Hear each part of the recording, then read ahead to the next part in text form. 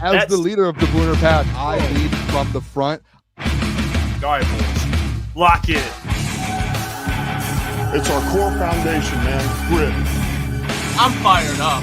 I'm fired the f*** up, boys.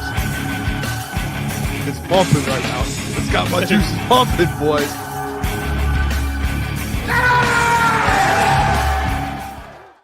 Welcome to Crunch Time Sports with Jeff and Booner. But today, it is just Jeff. Solo show today. Booner, well-deserved day off. Well-deserved day off. He held it down for me last week while I was on vacation. And today, he has the day off. We're going to have the doc, John Maakaron, joining us today, which I can't wait for because we're going to catch up with the doc. We got the final roster for the Detroit Lions here, and we get to get the doc's opinion on it. So I hope you all are having a great day. I know people are probably freaking out or not freaking out, depending on what fan you are, what type of fan you are. I've seen both sides. I've seen early in the week people freaking out. I've seen people completely comfortable and trusting Brad Holmes. So I don't know what side of the fence you're on, but they did make some claims today. We'll get into that as well. But I do want to start off with what happened today, and then we'll get to the roster. We'll get to the claims.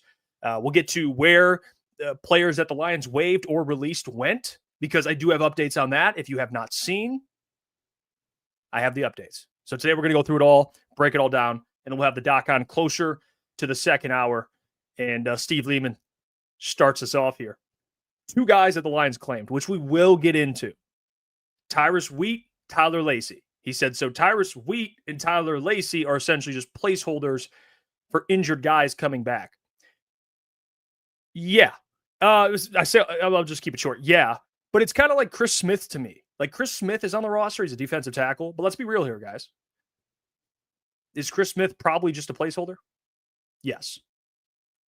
Yes. And they still have a roster spot open. So I don't mean to start up the Zidarius Smith stuff again, but there you go. They still have a roster spot open. So if you want to type spam Zidarius Smith and say he's coming back, then go ahead. I'm not going to stop you. But let's start with what happened today. Timmy P, man. You know what? And I want to do this for Timmy P. I think it's well-deserved. Shout out to the one and only Tim Patrick.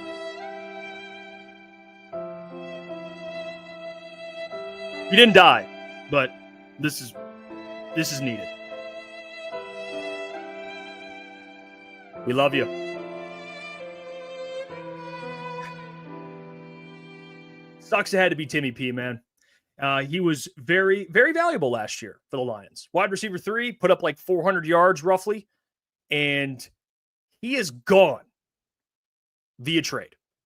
The Lions have traded him to the Jacksonville Jaguars in exchange for a 6th-round pick. Yeah. Which, can I say this before I get into what do I actually think about Tim Patrick leaving? This is an important thing to note, because I don't know if everyone got this, and maybe you did. Think about Tim Patrick last year, right? The Lions got him for, I don't want to say free, but they didn't have to give up assets to get him. He was cut. He's now a year older, looks slower, and the Lions traded him away for a 6th-round pick? What? You're telling me you got a guy off the street, all due respect to Tim Patrick, by the way. All due respect. He was, I'm not trying to disrespect him, but he was fine. You know, he's a good wide receiver 3. You flipped him for a pick and he got a year older and looks worse. Yeah. Hey, you know what? Shout out to Brad Holmes, man. That is a hell. That's GMing right there. So I want to start by saying that's impressive that the Jags actually bit on that. And I'm going to be honest, probably could have just waived him or released him, I guess would be the right term, because he's not terms matter with that. Released. But they probably could have just released him, but they traded him for a 6th-round pick to the Jaguars, And then they signed a safety, which, I don't know if anyone really gives a damn. It's it's a special teams ace safety. He's not really, I don't think anyone should be expecting much of this player. I think his name is Daniel Thomas from the Jags.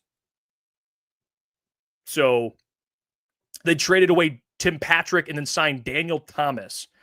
And he spent the last 5 seasons with the Jacksonville Jaguars playing in 71 games as a big special teams piece. So they signed a special teamer, Daniel Thomas. But they traded away Tim Patrick. And this is what I really want to just harp on right now so everyone understands this, right? And I know that the tweet here says it's officially Isaac TeSlaa season,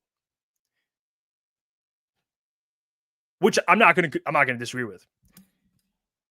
Isaac TeSlaa being way ahead of where everyone, including myself, thought he was, because my problem was always the capital that was traded to get him. Now who gives a damn? I realized how stupid that was at the time, but at the time I'm like, wow, that's a lot of capital. It was never really about Isaac the player, necessarily, because we got to see him. He was big, he was fast, he had great hands. But then you get to see the dude actually play ball, and he is way ahead. He is not, I don't even like to call him, I think every rookie in the NFL, you can say, is somewhat, every rookie in the NFL has to develop. They're not developmental players, but they all have to develop. Isaac TeSlaa has to develop, but I don't really look at him as a developmental player. I don't. I think he's actually way ahead of where everyone thought he would be. Like, he's way ahead. He's making plays against the ones. He made a play on DJ Reed in training camp. He's making plays in preseason. I understand it's against 2s and 3s, but he's doing it. And by the way, the players he's doing it on, don't get it twisted, these players play in the SEC too. All right? And they were probably better collegiate players that just didn't pan out in the NFL. And he's torching them. Vanillatron. He's torching them. Mayotron. Whatever you want to call him. He's torching them. Working them. So I give all the credit to Isaac. I give credit to Brad, obviously, for finding Isaac. But I think Isaac's that special to where it does give you flexibility to move on from a Tim Patrick. Because think about it, guys. He brings what Tim Patrick brings to the table, but more, right? He's a great run blocker. Tim Patrick could do that, right? He's faster. He's bigger. He's younger. And he's cheaper? I don't know about cheaper. I don't know. I think Tim Patrick's making like $2 million, but you get the point. He can do all the things Tim Patrick can do and then some. So it's a great, it makes perfect sense. If he's far along in his development, why do you need Tim Patrick? We all knew he was going to take Tim Patrick's spot anyway. So why delay the inevitable? Just get rid of Tim Patrick. Come over here, Isaac TeSlaa. He's been watching the Lions since he was young. Plays just like a Detroit Lion. He does. Don't you dare do this. Don't you dare do this, Rutherford. Don't you dare do that. As I was saying, don't you dare do that. That's a sick joke. That's a sick joke, and that's a sick joke. I love it for Isaac. But let's also look at it from a different angle, right? They had 6 receivers. Now they have 5. So I was wrong about them thinking they were keeping 6. They actually are rolling out with 5. And I know people made, a pretty big deal about the Jackson Meeks thing. Jackson Meeks, let's be real here, cleared waivers. I'm just being honest with you guys. He cleared waivers. So he cleared waivers. And he's back on the Lions practice squad. Can we all agree that maybe Brad has a better idea than we do when it comes to whether or not guys are going to clear waivers? I think the reaction when Jackson Meeks was waived is, this guy's going to be gone by tomorrow. And he's back on the team. He's back on the practice squad. So, and I don't mean to disrespect Jackson Meeks anyway. I think he's a fine player. I think he has upside. They like him. But, guys, he cleared waivers. Brad obviously knows what he's doing with that too. He had a pretty good idea of what was going on there. So Jackson Meeks is back, but I thought they have 6. They have 5. They kept Dominic Lovett, and I think they kept Dominic Lovett. I've already stated this, but every GM is going to favor his draft pick. obviously, to a certain extent, especially when it's year one. He's a rookie. But he also can do a little more. He can do some things special teams wise. I think there's a reason why they like him. As a gunner, he could do more. I think Brad really believes in letting things play out. We talked about this today on Lions Collective, which you guys can check out Wednesdays at 6 p.m. Justin Rogers, Colton Pouncey, Will Birchfield. And I believe Colton brought it up, or it might have been Justin. I can't remember. But Brad's the type of guy, he wants to see these things play out a little bit, right? You want to see if Dominic Lovett can even develop. You don't want to give up on him already, and I agree with that. Like, I want to see Dominic Lovett develop. I do. And I think this season, just to talk about the wide receiver 3 spot, I know everyone's going to immediately think it's going to be gave it away. Isaac TeSlaa. It's going to be Khalif Raymond. It just is. Khalif Raymond, whether people want to bring it up or not, played a lot with the ones throughout training camp. Now, do I think Isaac TeSlaa will be playing and will be, in different packages and early in the season, as the season kind of goes on, you'll see more of them? Yes, I do. But I think Khalif's going to get the edge early because people forget, man. Khalif Raymond, first 2 years in Detroit at 600 yards. And last year, he didn't really, do much. He was a little banged up. But Khalif Raymond, let's not forget, like, training camp, I was there 3 days. Khalif Raymond was not only playing with the ones, but he wasn't, they couldn't guard him. Okay. And I'm not saying the dude's like Tyreek Hill clone, but what I am saying is Khalif is a very solid wide receiver 3. Like, people forget that. Just because Tim Patrick was here, people do forget that. But I think Khalif will be wide receiver 3 to start the year. And I think by the end of the year, you'll know, okay, Isaac, they can do all these things with this guy. He's big, he's fast. He'll get it. But initially, it'll be Khalif, man. Don't sleep on Khalif Raymond. He's made an impact. I do want to bring up some updates here and talk about what's been happening. I'll get to the practice squad. I have a tracker. I want to show you guys kind of the full practice squad so everyone kind of understands who's on the practice squad, how many spots they have left. We'll talk about that. Also, where did Hendon Hooker go? Where did Broderick Martin go? Where did some other players go? I'll get to that as well. ETN, shout out to you, my friend. He said, question, Jeff, if TeSlaa explodes out of the scene, is it possible Brad lets Jamo walk and throws TeSlaa into the wide receiver 2 role? Unequivocally, yes. Absolutely. And that, to me, is good GMing. Great GMing, actually. That's what you're supposed to do. You're supposed to replace through the draft. And it's not about replacing Jamo because he's not good enough or you don't see him as a fit. It has nothing to do with that. But when you run into these financial, dead ends, if you want to call it, or financial trouble when it comes to paying all of your talented players, because good GMs find a lot of good players and you can't pay them all, just how the cap works, you have to be able to replace through the draft. So if TeSlaa, everyone should be hoping he's a legit wide receiver 2. And I don't even know if you like using the wide receiver 2 thing. He's just a very good wide receiver that is going to play wide receiver 2. But if he can fill that role, absolutely. It gives you more flexibility. And you don't have to fork up the money for Jamo, all due respect. But you have guys you have to pay. Brian Branch, Aiden Hutchinson, Sam Laporta. Like, they have to bring those guys back too. Just, it is what it is. And unfortunately, by the data, it's easier to replace wide receivers in the NFL through the draft. It's a fact. I don't make the rules. I'm just a messenger. All right. Shout out to Boone. Thank you, Boone. I appreciate you. Boone, get out of here, by the way. Enjoy your day off, you sicko. Sam, shout out to Sam, by the way. Damn, I didn't know Jeff was a Jamo hater. Jamo hater. Oh, I have the tables have turned. That's how it is, Sam. It happens that way. It's just, you say something that people don't like, and you just hate the guy. Actually, Booner believes I hate Kyle Allen, which is another narrative that is, which initially I did not like him, but I've grown to like Kyle Allen. I do. Not in love with him. I don't think the guy's the savior or the answer at QB2, but I tolerate him. It's fine. It is what it is. Tommy DeVito, by the way, claimed by the Patriots. Just want to mention that. It is what it is. But shout out to Spencer as well, man. Matthew Betts time. Yeah, Matthew Betts. I don't want to go through that again. Let's get to where some other players went. All right, so Broderick Martin officially, I know people were excited for this one.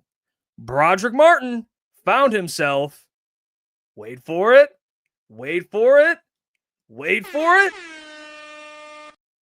Kansas City Chiefs practice squad. And I don't want to sound like too much of an asshole because I really don't. I'm not rooting against him in his career. I don't want to sound like him like it. I hope it works out. But he's on the Kansas City Chiefs practice squad. And like Ryan said, watch out, Chris Jones. All right? That's all I'm saying. Big body Broderick's in town. Watch out, Chris Jones. He's on the practice squad there. Coach Walk, maybe Spags can motivate him.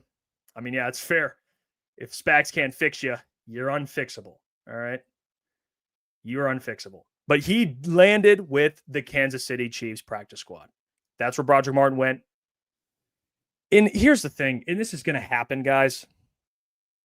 When you have a great GM and he drafts players and they don't work out, there's other GMs that are going to say, well, Brad Holmes drafted him.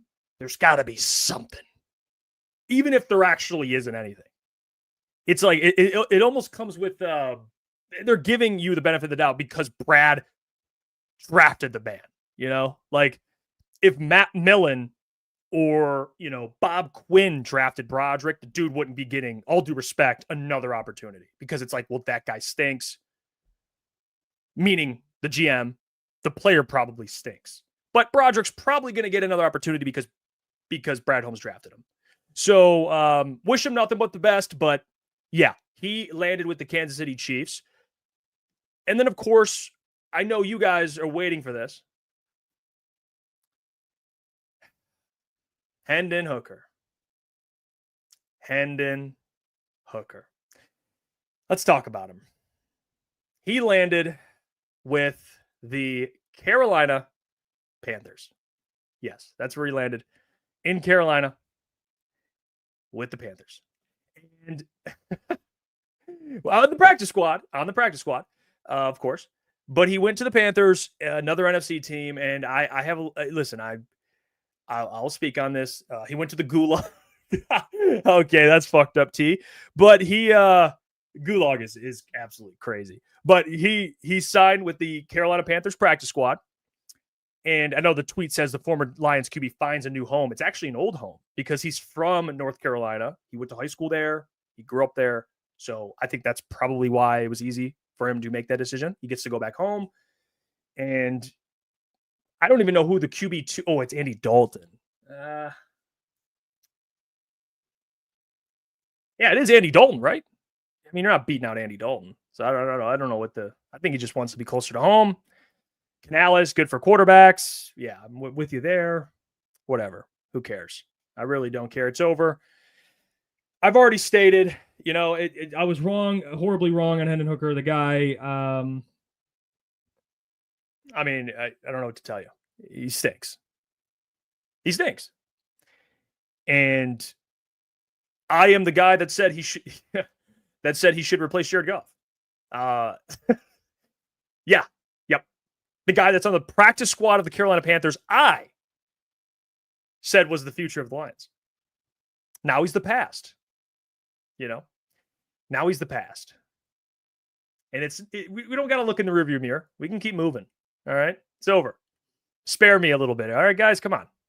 Chill on me. All right. Jeez. Get a Boy wants us heading back in his hometown is kind of fire, though. Yeah, but what does it matter, man? What does it matter? Steve Lehman, just get to show Bryson older version of himself. Okay. All right. Yep. No Italian stallion in Detroit. Tommy Cutlett's off the market. He's gone. All right. Let me show you who they did add. I want to go into it a little bit. They added 2 players. So the Lions claimed 2 players. I'm not a Panthers fan. All right. Jeff, to address the rumors, I am not a Panthers fan. All right. Because Hendon Hooker's now a part of the practice squad. So just wanted to make sure. Shout out to Coach Walk, by the way. Me and you, Coach Walk, we were in that bunker together, my friend. Just didn't work out. It is what it is. Let me show you guys who they signed. All right. Or I guess claimed is the better way to say it. So they claimed 2 defensive linemen. We talked about it yesterday. that edge room is looking thin, really thin. They have, well, it's different now, but they had Aiden Hutchinson, AQM, Marcus Davenport. That's it. That's all they had in the defensive line or the defensive end room. Unless you believe that Pat O'Connor can line up at the edge. All right. Maybe you have faith in that. But pure edges, they have 3. They had 3. They made a move today. They claimed 2 guys. I'm going to try and act like I know who these people are. I'm going to try. All right. They claimed defensive tackle Tyler Lacey. I don't think he's related to Eddie Lacy. I don't think so. And edge Tyrus Wheat off of waivers. Defensive end Tyrus Wheat. That name's going to be tricky. Played the last 2 seasons with the Dallas Cowboys in 20 games. Had half a fucking sack.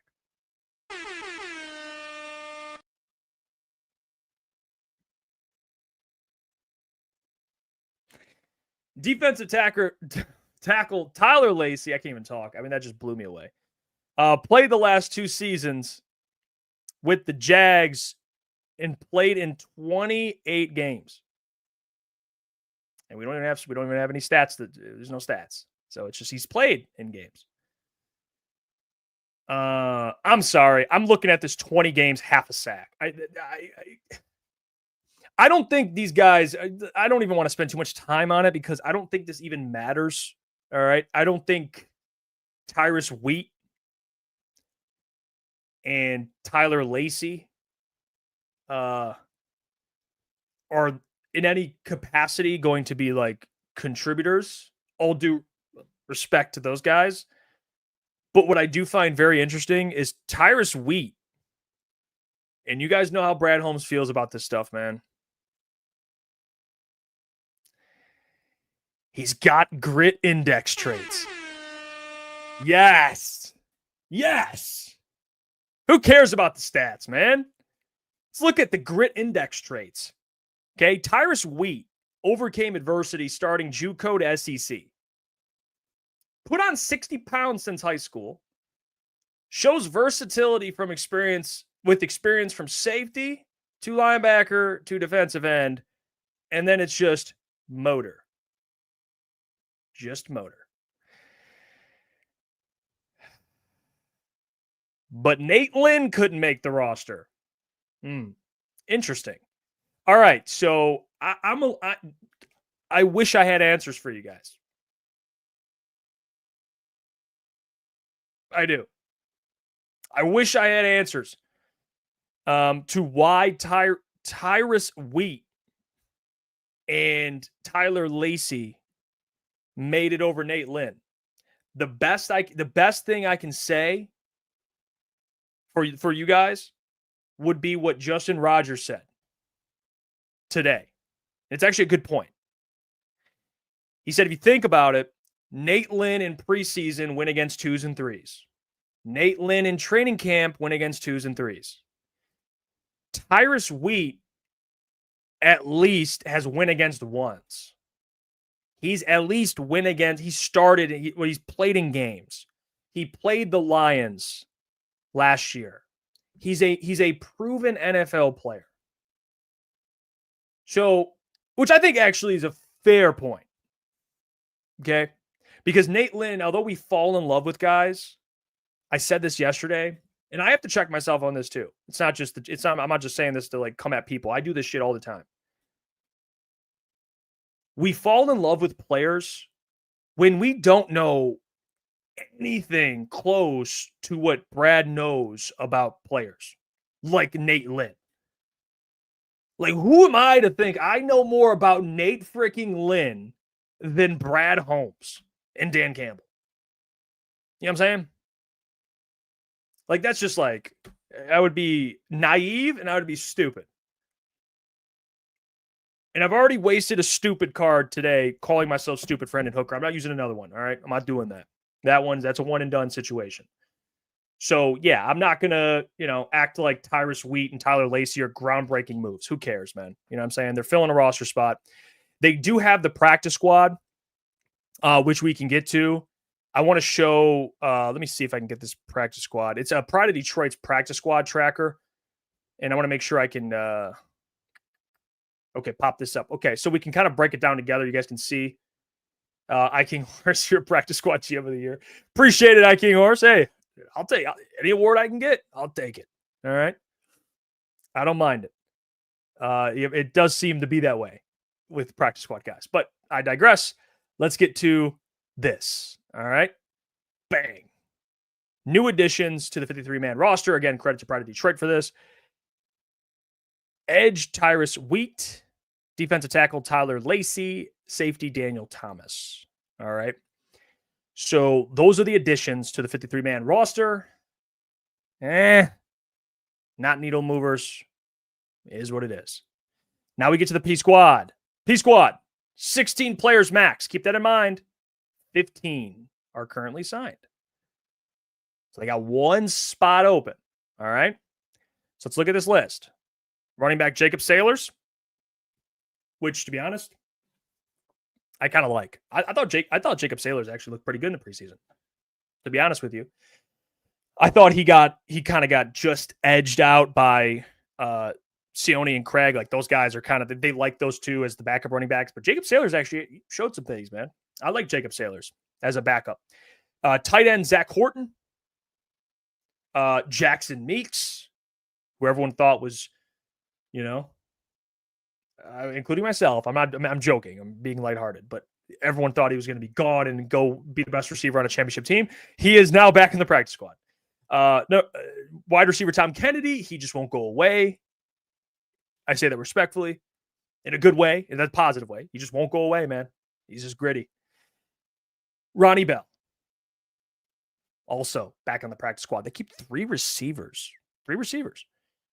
Now we get to the other players. All right. Offensive lineman Dan Skipper. And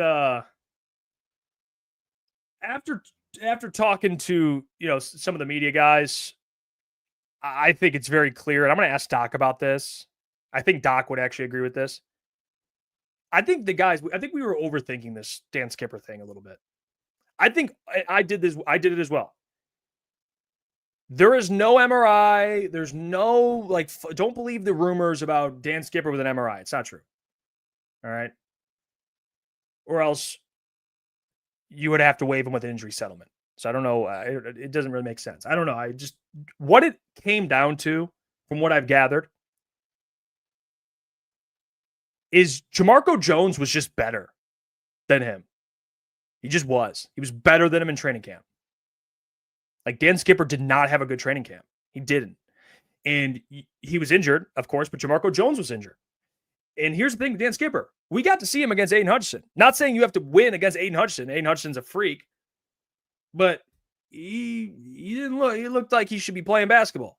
I mean, that's what it looked like, being 6'10". He looked like he should be playing basketball full-time against Aiden Hutchinson. He did not look like an NFL tackle. So I don't even know what to say with Dan Skipper. I'm glad he's on the practice squad. I love him. I think he's a glue guy. But the reality is, he didn't beat out Jamarco Jones. So I just want to give you guys clarity on that. That's the situation, and don't read too much into it. He just got beat out by Jamarco Jones. It's that simple. Tristan Colon also on the practice squad. Kingsley beat him out. Tristan was the free agent they signed. And he got beat out by Kingsley. I think Kingsley's a UDFA, so shout out to Kingsley, man. Way to go. And Tristan on the practice squad. He can play center. He can play guard. He's got some versatility to him. Mason Miller, he's also there. They kept 4 offensive linemen. Mason, I think he's a guard, if I'm not mistaken. I'm pretty sure. Number 9, Michael Neese, offensive lineman. Oh, wait, what? Jose Medina. Hassan is for sure coming back. He hit on my wife today. Oh, okay. Oh, hit on my wife today while she was at work at Costco. LOL, he mentioned that. Hassan was sliding? Oh. Hey, hold on. Shout out. Oh, whoa, hit the wrong button. You need to hit that. Yeah, I mean, hey, I don't know how, if I could, I'm going to trust you, Jose. I'm going to trust you that he was hitting on your wife, and he mentioned that he'll be back. Oh, he says, I have proof. Okay, Jose, I'm not, you know what? I believe you, brother. I believe you.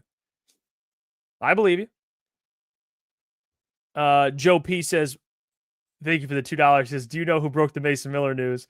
Let me guess. This is a Doc alt? I mean, what is this? I know Doc did it, didn't he? Pretty sure. It's like, is this Doc's burner? Joe P?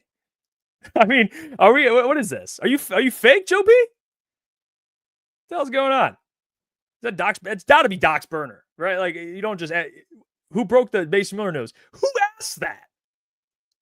Who gives a damn who broke Mason Miller, dude? But the DOC, shout out to the DOC, man. I can't wait till he joins the show. It'll be fun. That'll be good. Shout out to BMG as well. Steve, I thought Ahmed was married or engaged. Well, that's so scary. I don't know. Well, man, you know what? I don't think he was hitting on your wife then. I think he was just minding his business. I didn't know that. No, we're not ratting on him. I'm sure he was just being nice. Sure, he was just being friendly. All right, let's get to the rest of these players. All right. Yeah, let's give him the benefit of the doubt. These comments. Oh, okay.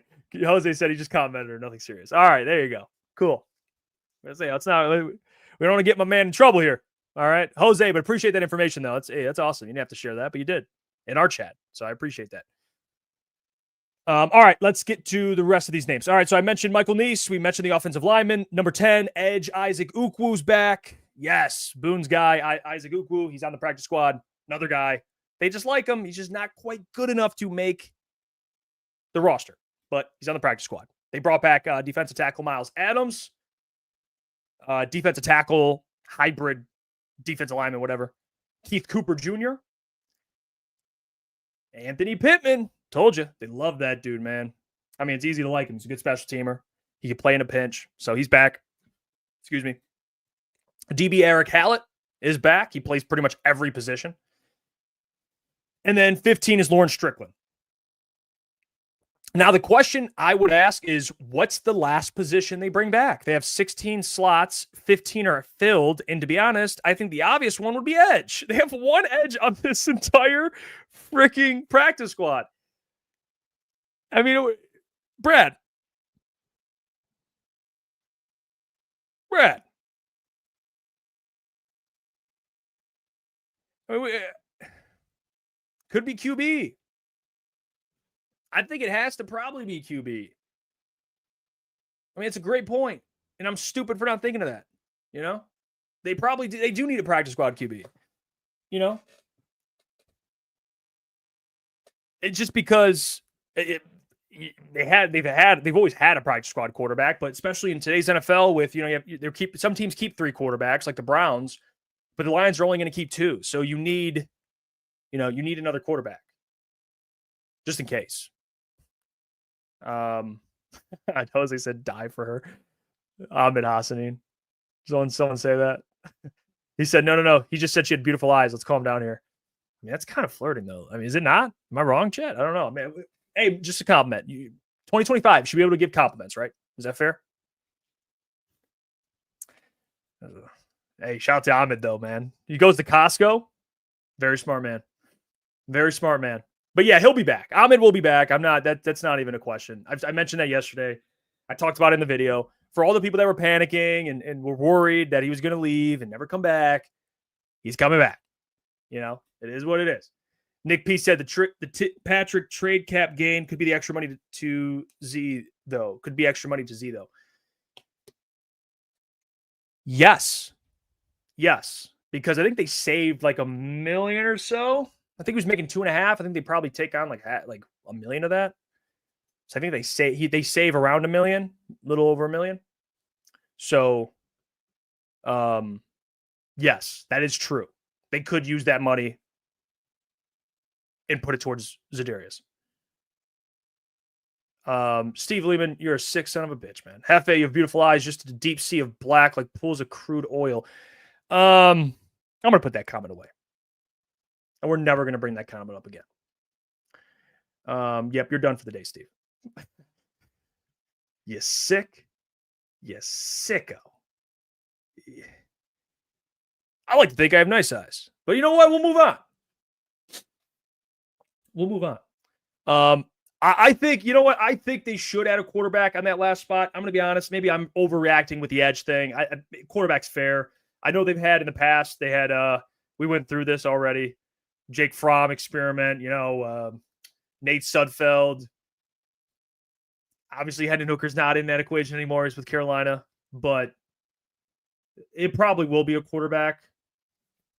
They didn't keep a third one, so they're probably going to add one on the practice squad. Joey said they already had like $38 million in cap space. It's not like they were scrounging for an extra million. Yeah, no, they weren't. They have plenty of money, man. They do. And I know Brad's going to probably push a lot of that to, extensions and stuff like that. I don't think $1 million would make or break signing Zidarius. I don't think that would matter that much. Obviously, saving a little bit of money helps, but yeah, no, like Joey, you're right. They have the money to do it. If they want him back, they'll sign him. You know what I'm saying? Like if they want to give him what he wants, then they'll sign him. It seems like Brad's pretty firm with what he thinks, which is whether it's a length or a number. I don't know what terms it is, but Brad seems pretty firm and Zidarius seems pretty firm. I don't know if you guys saw his agent put out. Of course, his agent would put this out, but it's like contenders are hitting up Zidarius Smith. You know what I'm saying? Like, it's all good PR. That's what they're doing. He's an agent. He's supposed to do that. Do I believe it's true? Absolutely. I do. But he would put that out recently on purpose because it's like, hey, Lions, you want the Eagles to get him? You want the Commanders to get him? The Chiefs or whoever. I mean, whatever team needs an edge. Yeah, they can go get him. ETN is right, by the way. 315 watching, only 51 likes. Hit the like button, man. Come on. Hit the like button. I appreciate it. Steve Lehman says Hutch extension, Jamo 5th-year option. Yeah, it's spot on, Steve. Hutch extension and Jamo 5th-year option. Those, I think Jamo's 5th-year option is like $15 million. 15.6, I want to say. Let me see. I just want to make sure I'm not talking out of my ass. Make sure that's actually true. 15.5. Yep. So they owe him. They exercised the 5th year, so they owe him $15 million. 15.5. So yeah, 15.5, and then they got probably 35 coming for Aiden. So, give or take 50 mil. I mean, geez, just in those two players, depending on how the Aiden contract's structured, of course. But yeah. We'll pay attention with that. Yeah, DeVito's, by the way, Lex, I see Tyler Huntley or DeVito. I wouldn't mind Tyler Huntley on the practice squad. I like Tyler Huntley. I mean, I don't think he necessarily fits with what they want offensively. You got to think, typically, teams, when they're deciding on a backup, and it depends what side you're on, typically, teams want a backup that's similar to their starter in terms of play style. So, for example, DeVito goes to New England. Drake May mobile, DeVito runs. So they're similar. Obviously not like arm talent and all that, but they play similar. So Tyler Huntley with Jared Goff and Kyle Allen, they're not really the same. Like Tyler Huntley's a more mobile quarterback. And there could be teams that think, well, I want a different type of quarterback backing up my quarterback to like mix up the defense. But, it's like Tyler Huntley. Tyler Huntley was backing up Lamar. Like him and Lamar, both very mobile. The offense, it fit both of them. That's why he had a lot of success there. So you notice that with teams, right? Like Jimmy G, with the Rams signed him, Jimmy G, pocket guy. Like they kind of want those type of quarterbacks. Just how it typically works. It's not always the case, but typically. Bryce Perkins. Yeah, Bryce Perkins could be an option just to bring him in, I guess, as a practice squad guy. I feel bad. He had a good year, and he didn't really get an opportunity, to be honest. Has he? I haven't seen anything. which is kind of unfortunate. I mean, he literally didn't he win MVP? I'm pretty sure he did, and he didn't get like a tryout or a camp invite or anything like that, or maybe I missed it. I don't know, but I haven't seen anything like it. So I am a little surprised by that, for sure. Huntley is back with the Ravens. Oh, is he really? Yeah. See, they love him. They love him over there. But that fits my point, pretty much. ETN Bryce Perkins got cut by the Panthers. Did he really? Oh, he did. Oh, he did get a shot with the Panthers. Okay. Yeah, no. You guys are right. I'm wrong. No, I did not. I'll be honest. Did not pay attention. I did not know that. I didn't know he got an opportunity. He got some action in the preseason. Okay. Well, shit. I was wrong. So he is a free agent now. Or did he sign with another team? Now I'm intrigued with this.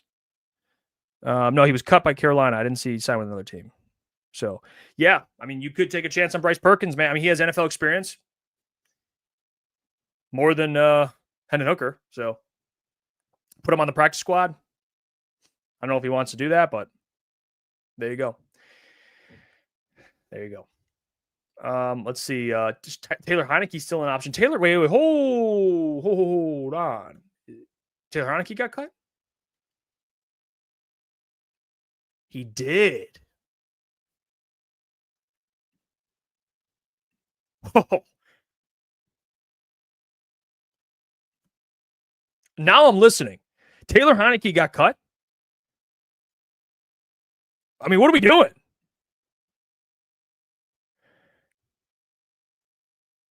I'm with Gabe. I mean, is this crazy, guys? And I pull me out, and you guys feel free.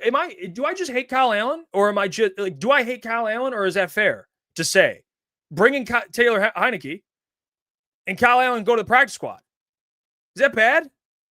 Or do I hate Kyle? Do I hate Kyle Allen, or is that fair? I don't know. I'm just wondering. I think Heineke would be a better option. Or maybe Kyle Allen just, they said you do hate Kyle Allen. But Kyle Allen in the preseason, was it that type of move? With that type of performance where you're not even looking at Taylor Heineke? I don't know. Taylor Heineke, man, he's a good backup, I think. But maybe there's people out there that are like, not much of a difference, man. Chill out. It's like, all right, cool. Maybe it's not that significant. Diggity Dog says, Allen did all you could possibly have asked for since he signed. Yeah, I mean, I get that. I do. King Horses Cal Allen hit on Jeff's mom in a Costco. Yeah, complimented her eyes. Son of a bitch. Yeah, I don't know. Maybe I am just overrating Heineke. Maybe him and Kyle Allen aren't that far apart. I don't know. I think Taylor Heineke's a little better, but maybe it's just not that significant to where they'll make a move like that. But I did not know Taylor Heineke got caught. I did not know that. Had no clue. Shane M, shout out to you. He says, I think Broderick is the pick of Brad's that makes me the most annoyed. He's been ass since they drafted him. You're not wrong. He has been ass since they drafted him. But you know what? That comes with the job, man. He swung and missed. I know, and you can say that was a bad pick. Okay. Like it was. But you know what, Shane M? In that same draft, he also nailed 4 other guys three of them are like all pros. I mean, that draft, it is tough that same draft, they nailed Sam Laporta, Brian Branch, Jack Campbell, Jahmyr Gibbs. You know what I'm saying? It helps. But I get what you're saying. I mean, the pick was like, okay, he swung on a guy that had these freakish athletic traits, and it just didn't work out. Okay, it sucks. I was bummed because Hendon Hooker didn't work out. Those are 2 third-round picks in the same draft. But then you look at the other picks in that draft, and you're like, well, probably every GM would take this draft outcome, to be honest. I mean, even if you told the GM, hey, you're going to have 2 third-round picks be busts, but you're going to hit on Sam Laporta, Brian Branch, Jack Campbell, Jahmyr Gibbs, they'll probably be like, sure, I will take that. MC3 said, you see Kyle Hamilton got paid? I did a ton of money, more than Kirby. Good thing they got Kirby done. Kyle Hamilton's an excellent player, but yeah, he got, 4 for 100? So 25 a year. Yeah, that's the safety market now, man. Kirby got paid 20. Now guys are getting paid 25. So it is what it is. All right, it's about that time. But before we bring on our guests, I have to do and shout out a very, very important company that has been supporting us and taking care of us. And they will never be on our practice squad because we value them. And they're great at what they do, and that is Comer and Cross. So allow me to tell you about Comer and Cross and their one-day installation concrete floor coatings. Because you're tired of staring at your crack-stained garage floor. It's like you're staring at Broderick Martin every year, and he's not getting better. That's your crack-stained garage floor. And right now, during Comer and Cross' summer installation sale, they're offering 12 months same as cash or $500 in savings. So why put off getting your new Comer and Cross concrete floor? Call the number, 248-834-3488. They transform patios, pool decks, basements, even driveways, and they move the stuff out for you. Call the number, 248-834-3488, or book your free estimate, COMERcross.com. Tell them your friends over at Crunch Time Sports sent you. All right, let's get back to the show because we have to welcome in our special guest. Joins us every single Wednesday. He's elite at what he does. And he pisses off some people on the Twitter sphere while he does it.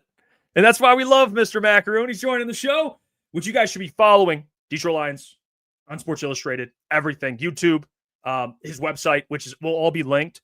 He's been crushing the coverage. So let's bring him in, my good friend, Mr. DOC. Doc, how we doing?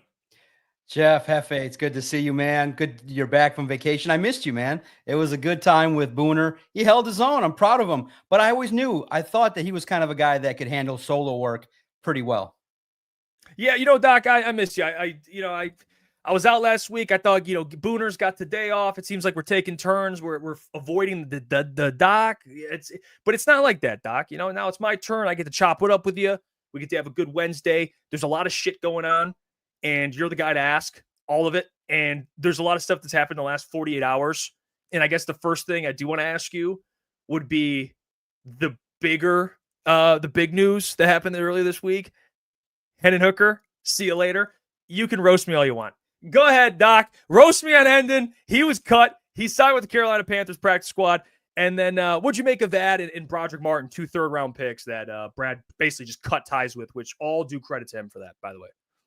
Absolutely. And Hefe, now for the future on the next crawls, I'd like to be known as the best practice squad and Kutch tracker in the media. Mine was fairly accurate, at least one ahead of everybody else. So I am a professional tracker. Why? Because I acknowledge every single person that has a brain and has the ability to have relationships with people that doesn't upset everybody that they come in contact with.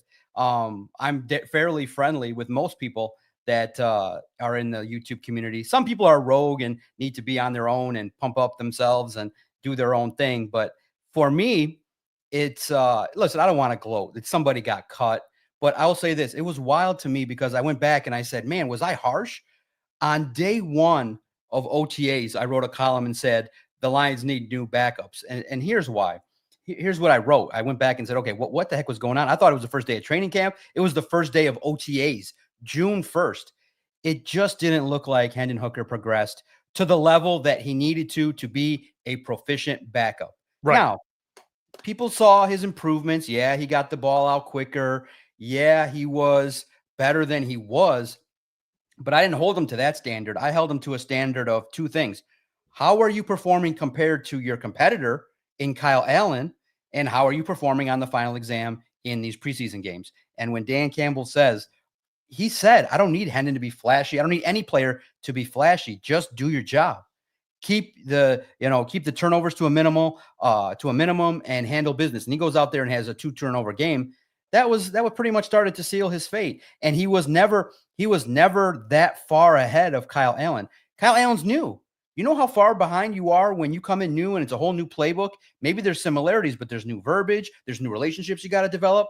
Hendon should have been leaps and bounds ahead of Kyle Allen. And it was never like that. Once Kyle got settled, he just took off. And Hendon Hooker just was not a backup. I saw it. I reported it. Some people believed it. Some didn't. Some wanted. Listen, man, I thought the wildest thing I saw in this whole reporting phase was not this last cycle. Everybody figured it out once I asked Dan Campbell about keeping 3 quarterbacks directly.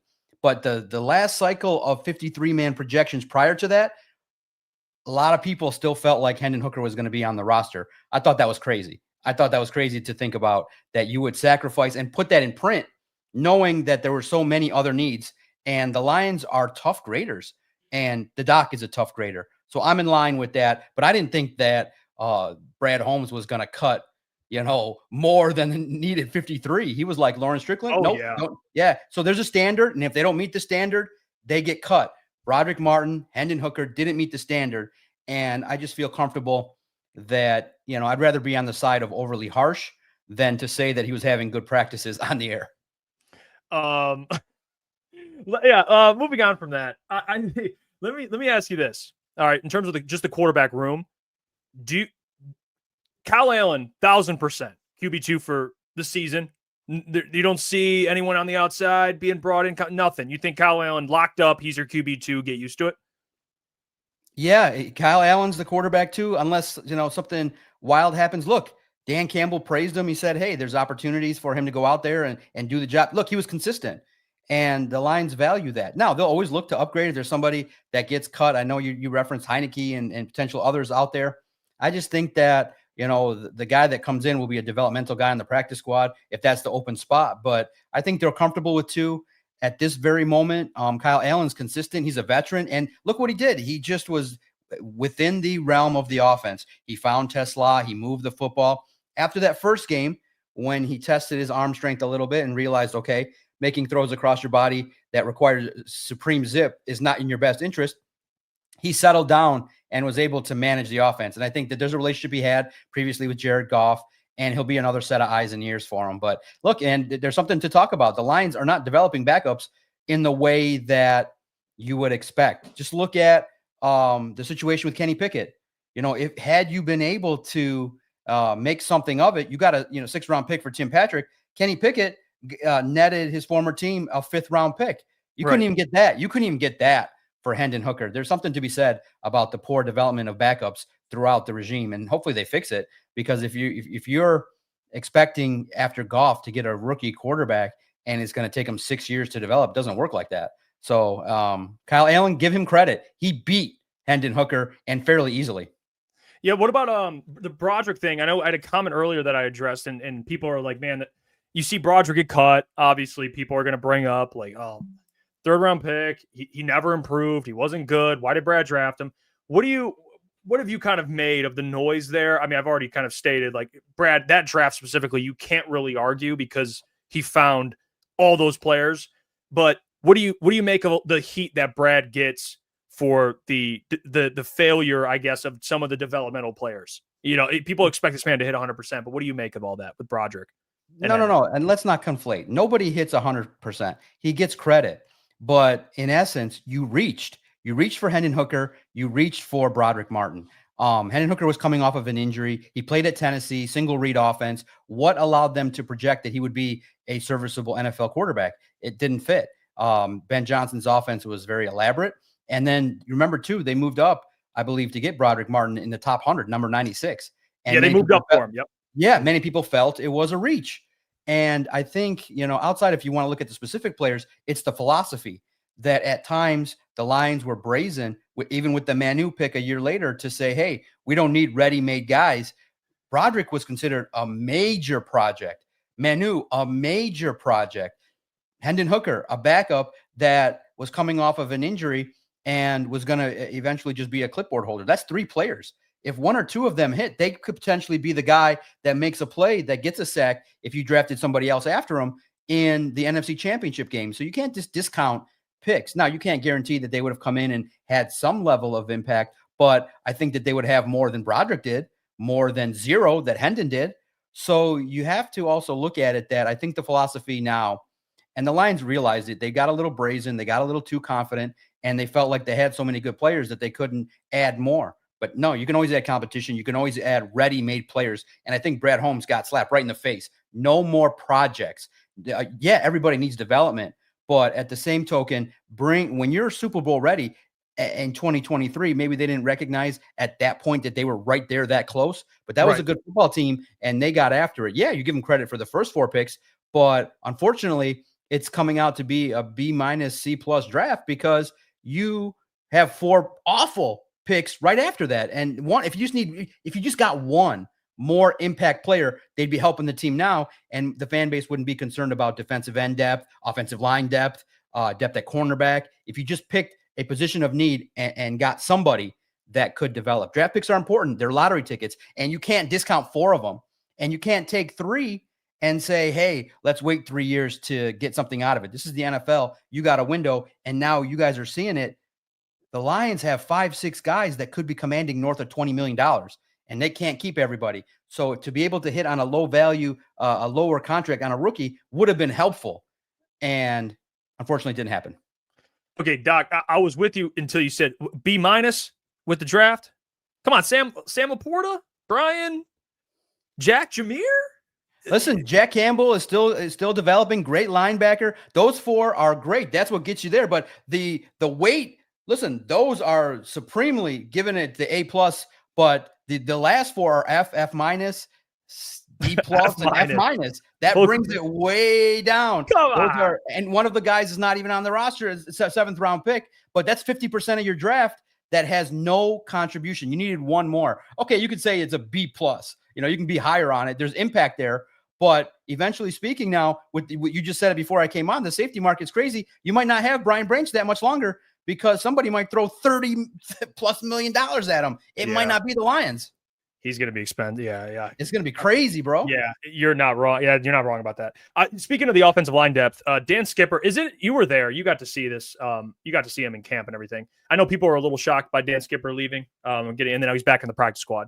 But is it as easy as he was just beat out by Jamarco Jones? Is that pretty much what it was? Because I think he was one of the guys people just automatically had on the roster because of how much they love him and just the role he plays with the Lions. But is it fair to say that Jamarco was just better than him all camp? It just came down to that? Yeah. Or do you think it was closer than people say? Listen, it's all about your age, your role on the team, and also, too, when he was getting beat by Aiden, it wasn't that competitive. Now, they didn't expect him to win, but I think that they felt like it would be a lot more competitive.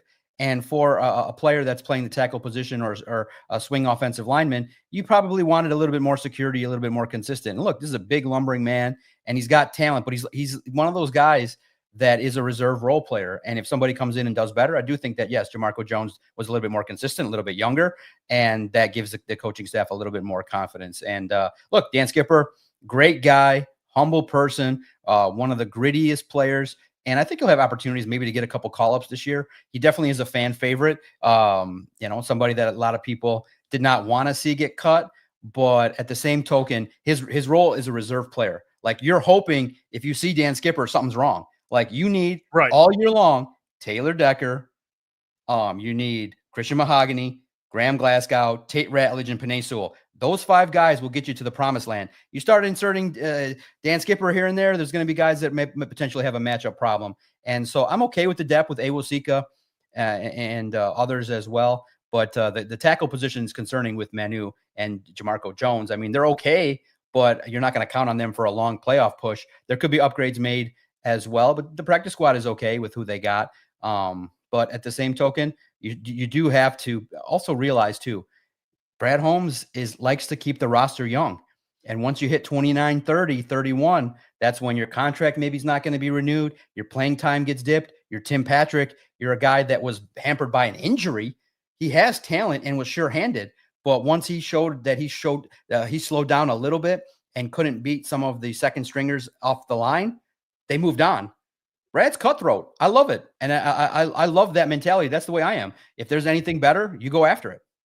Well, it's perfect. I was going to ask you the Tim Patrick thing. I think it's impressive to me, Doc, that you got Tim Patrick for free. Not literally free, but he was waived last year or cut or released, whatever the terminology is. You picked him up. And then this year, he's a year older. He looks slower, and you were able to trade him and get a 6th round pick for him. I think that speaks. You got to give Brad credit for that because he probably had every right just to cut him, and it is what it is. What did you make of that trade, and what does that say to the rest of the wide receiver core they have, the 2 rookies they have now coming in with only 5 receivers? Yeah, no, it's the one thing I respect about the Lions is they're honest. Brad Holmes throughout the whole time said, "Hey, it's going to be tough to make this team." He said it multiple times.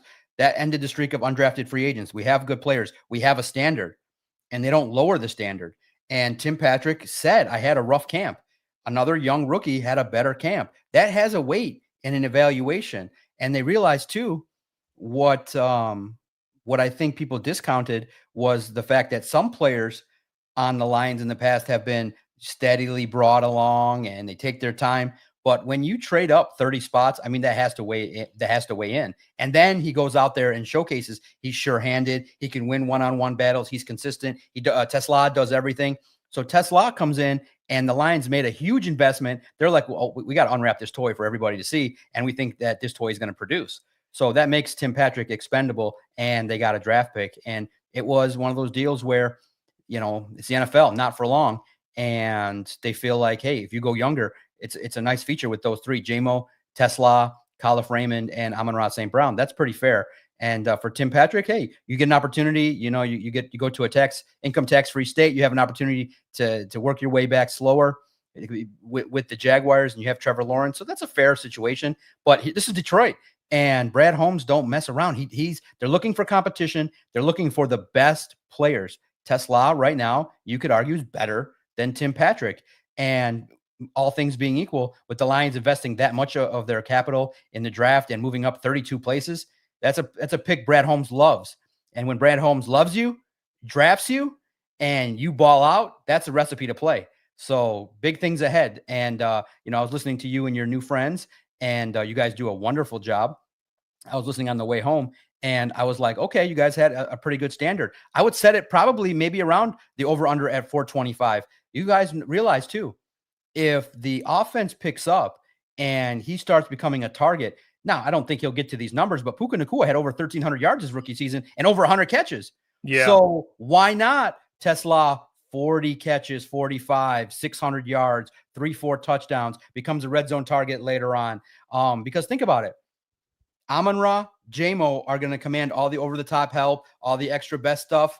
Who's going to get the leftovers? It's going to be TeSlaa. TeSlaa against a second or third string potential defensive back. I like that matchup, and he's going to have the size advantage over a lot of guys. So I'm excited, and I think, look, the proof's in the pudding. Brad Holmes, if you perform and you showcase consistency in your performances, he was cooking, man. And now he gets to start working against the big dogs. His development's going to be expedited. He's going to start working against Reed, Arnold, Amik Robertson, Rock Ya-Sin. He's going to get after it, guys. And, if you guys didn't draft in your fantasy, buy stock in Isaac TeSlaa. He's going to be awesome. Would you, because I do want to ask you, Caleb Raymond, I know I cut camp a couple times. He was playing with the ones. Do you think he's the guy that kind of gets forgotten about a little bit? Or do you think this is going to be more the Isaac TeSlaa show? Because I know the Lions typically like to bring guys along a little slow. Do you think they're going to kind of rely on Caleb early? Or do you think it'll be Isaac more early than people think? Man, it's great, right? I think that you put Isaac TeSlaa in there and you see what he's got. I mean, he's going to practice all week next week. He's already confident and said that he wants to do the Lambeau Leap in Green Bay. Look, I do think that it may be a little while where he's the primary target, where, hey, we run the route for primary target TeSlaa. We'll see. But you're right. I do think Caleb Raymond will be in the mix as well early. But, guys, you run the engine, and the engine goes like this. Amon-Ra, Jamo, Gibbs, Laporta, Montgomery. That's five guys that you got to give those plays to, and you got to allocate opportunities for. TeSlaa, I think, will get an opportunity to get in those mixes, but I think, first couple games, you might not see 5 catches total. This will be something after the bye week when he starts getting comfortable, the game slows down for him. Opponents, you start to mix and match against other opponents. Now you're going to start cooking, and he'll have a better second half than first half. But I expect production. I mean, listen, why not put the expectation on him? Why are we lowering the expectation? Give the man the ball. If he can get open, if he's a 6'3", 6'4" receiver and you're seeing a 5'8" defensive back, you start to look that way and you go, oh my gosh, I get the ball up in the air and there's nobody else but him that's going to grab it. let's go. Let's put the expectation on him. Why would we put lower expectation on Isaac TeSlaa? Let's see what he can bring to the table. I think a guy like that has the mindset, the passion, the ego, the swagger, you can say, hey, get after it, and he'll start to meet those expectations pretty soon. So let's put it on him. Let's see if he can become the number 2 within a year or two, and let's see what he can do. Because now I'm not saying it. Others may start to say it publicly, but if they love TeSlaa and Jamo is going to cost $35 million a year if he has a ball out season, you might be looking right now at the replacement for Jamo, and also a little bit more comfortability, and maybe you're looking at the potential of the Lions looking in the draft again for a young, affordable receiver. Because just look at it, guys. Jamo is going to top out. He's going to make a lot of money this year. He's going to earn a new contract. Brian Branch is going to earn market value. Jack Campbell's going to want some money. Sam Laporta. Maybe they're going to be like, okay, we can't give him all those targets because those numbers, if they start going 900 yards, 1,000 yards, 12 touchdowns, he's going to be up there. Gibbs pretty soon is going to need a contract. That's 5 guys right there that are going to command big dollars. You're going to have to pick 2 or 3. You're not keeping everybody. So let's go. Give it to TeSlaa. Let's see what he can bring to the table, because if he's affordable, you got him for the next couple of years pretty cheap. Yeah, they haven't paid Aiden yet either. And they haven't given the money to Aiden yet. Yeah, Aiden's. Oh my! I thought it was being finalized. What's taking so long? Ricky Scoops. He's he's working. That one he's been the finalized one. It's been taking a little while. I'll give you that. It's getting finalized for a long time, but that's great. great source, except when it comes to the team that we all care about. Right? That's fair. I'll give you that one, Doc. What'd you make of the Jackson Meeks stuff? I know you were high. You've been high on Jackson Meeks, and obviously Dominic Lovett edged him out. Do you think it had to do a lot with the draft pick side of things, or what'd you make? Because he's back. He didn't get claimed, so he's back on the practice squad. But what'd you make of them choosing Dominic Lovett over Jackson Meeks? Yeah, no, my assessment was I was one of the crazy ones. Look, I had a little more fun with mine. Christian was really almost spot on. He had I want to say 49 of the 50, 47, 48 of the 50 picks that were on the team. He definitely did it the right way. I went a little more hopeful, and I said I'm going to put – I couldn't decide because I felt like Lovett brought one thing. He'll do it on special teams. I thought Meeks had an opportunity to get after it. I love his size. I love the production, but also, too, he tailed off a little bit. Right when the kind of final exam started happening, Lovett took a little bit of a step ahead, was making a little bit more plays. And it was one of those deals where I was like, you could keep both. I didn't think about keep both and cut Tim Patrick because I like veterans, even though they maybe not are on the field. I would have loved Tim Patrick to kind of showcase everything that he sees to TeSlaa. And I do believe in that mentorship, but I think Khalif Raymond will do that job just as well. St. Brown, Jamo, they all got experience, but I love the physical similarities that Patrick had, that he could have been a one-year mentor, and his contract wasn't that crazy. So I looked at it and I said, all right, Jackson Meeks brings something different. He's a difference. I mean, bigger receivers, everybody likes. He stands out. You could see his presence and you could see what he could bring to the table. Love it. The guys, I think now you're starting to see the pattern. And I was told this by a lot of scouts. When the team puts that much work in you, they take their scouts and send them on the road. They pay hotel money. They give these guys cash to go and hang out and do their thing. When you're investing time, money, energy, interviews, and then you select somebody, that gives somebody a lot more chances. So love it. I believe basically tied Jackson Meeks. And so I was telling a reporter that after the game against Houston, he asked me, he's like, what do you think? I said, man, if you're asking me right this very second before I think and sit down at a computer, I said Ty goes to Lovett because he's a draft pick and he'll have contributions too. I think the vote that probably swayed it just a little bit was Dave Phipps' vote, where they think Lovett can contribute on special teams. He had a lot of good reps in special teams. Now, I didn't write them all down, but I did peek up a little bit and see number 19 doing some things in some of these one-on-one drills. And I just think that the Lions were confident that Meeks could develop on the practice squad. And give Brad Holmes credit. Man, when he exposes some of the Lions players to the waiver wire, he knows if they're getting picked up or not. Dan Campbell said he's almost 100%. So Brad Holmes, give him credit. Even though he took a risk with these developmental players and maybe picks external free agents with too many injury risks, he definitely knows the lay of the land across the league. He knew that Jackson Meeks was not going to get picked up. And it's great that he's here on the practice squad. There's one open spot. Does that spot go to the guy that everybody wants? I don't know. But I do think that the conversations have to be being had. But I think at the same token, players at this point that are on the practice squad have opportunities to negotiate with other teams, and there's opportunities for them to. Everybody just wants to maximize their dollars, and I'm happy because if you want Zidarius Smith on the Lions, Jackson Meeks being on the practice squad is a nice thing to have. Yeah, I was gonna say that too. It's good you have his nephew or his cousin. I forgot which one it is. Nephew. He's related. Yeah, that definitely helps. They signed. So I want to ask you about the defensive line because that was the big thing. Obviously, they cut a lot of defensive linemen. They signed 2 today. Is this Doc? Are these 2 they signed today? Does it feel like they're just kind of placeholders? I don't know. They signed Tyrus Wheat, who's played the last 2 seasons with the Cowboys and in 20 games had half a sack. And defensive tackle Tyler Lacey, and he is really just another. Are these just bodies? I mean, it seems like these are just bodies, special teams bodies. Really, that's all they seem to be at this point, right? Because you got to think they chose essentially these 2 over Nate Lynn. That's right. What it seems like.